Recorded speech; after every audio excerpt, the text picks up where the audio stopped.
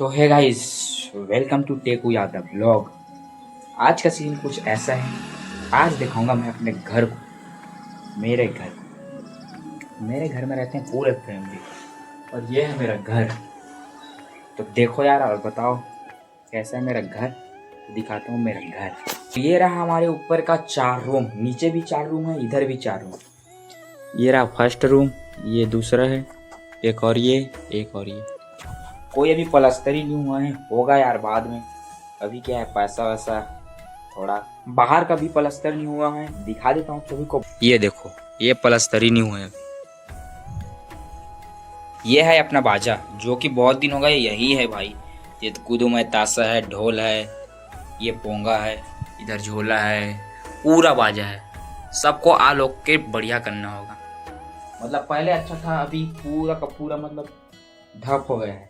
मतलब आवाज भी नहीं दे रहा है, कम दे रहा है।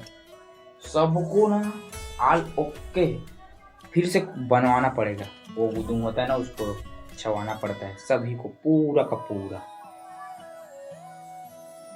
इधर के एम्पली को भी बनाना पड़ता है।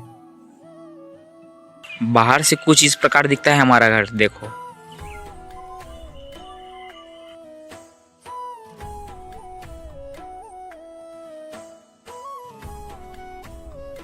तो आज का ब्लॉग यही एंड करते हैं, मिलते हैं आपको नेक्स्ट वीडियो में।